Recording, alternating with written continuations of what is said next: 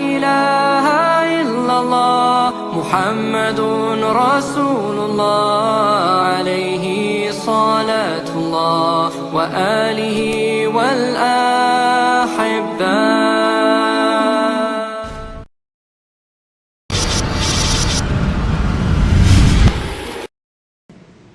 I zato na prašanje koja ashabite mu postavlja prašanje na pejgamber s.a.v. Eju nas ashaddu bala.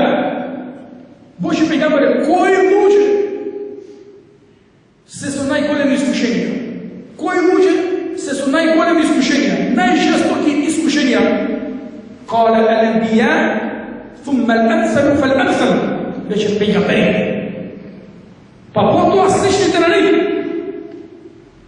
Yubtala rajulu hasebe dinihi.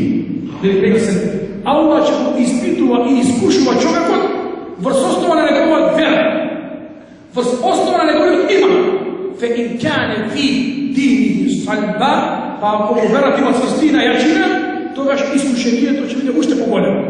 Ва ин кане фи динихи рикка, а ако му вера е слаб, нежен, тогаш искушението ќе биде нежни и слаб.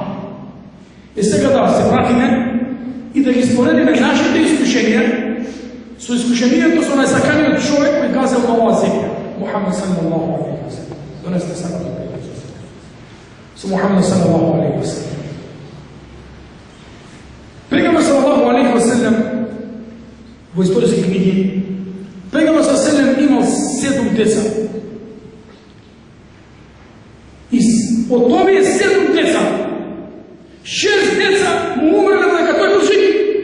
6 деца со своји раце ги спушти во гроб.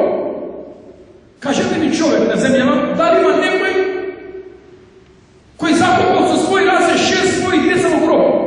Единствено Фатима останала после него и му се приклучила после 6 месеци од негово преселување напред.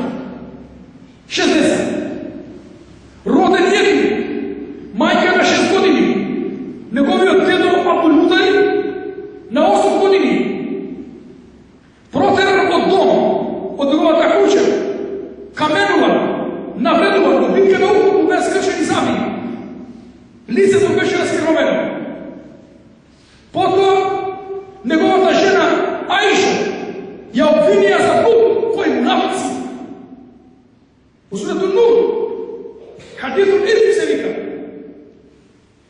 Не знам колку сте запознати со искушение. Кога му написите еднаш Аиша остана во пустина, тоа се вика хелмдеч на арапски, значи на тканина се става едно како сламар голем, кој е покриено со чарша. И жените на пегамбер бегувале внатре и патувале низ пустина. И оно што ја водел камилата, мислев дека Аиша е внатре во тоа хелмдеч, во тој шатор.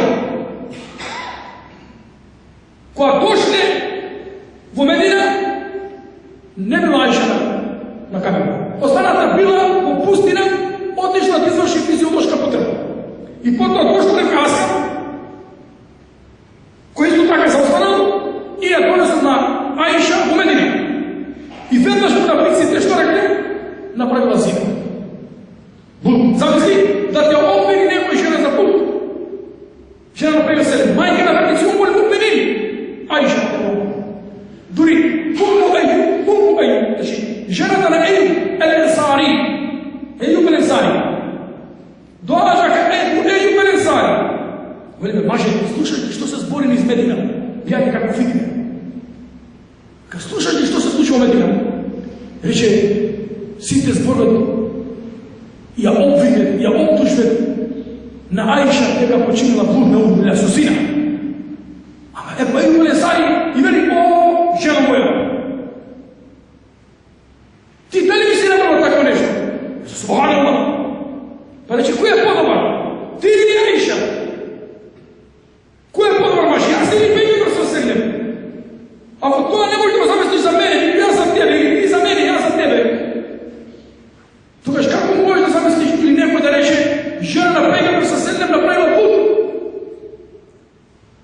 Меѓутоа, потоа Аллах објави во Куран суре Нур дека таа е невина и чиста, дека тоа е само гласини на munaficите koji во секој време ќе пуштаат такви гласи.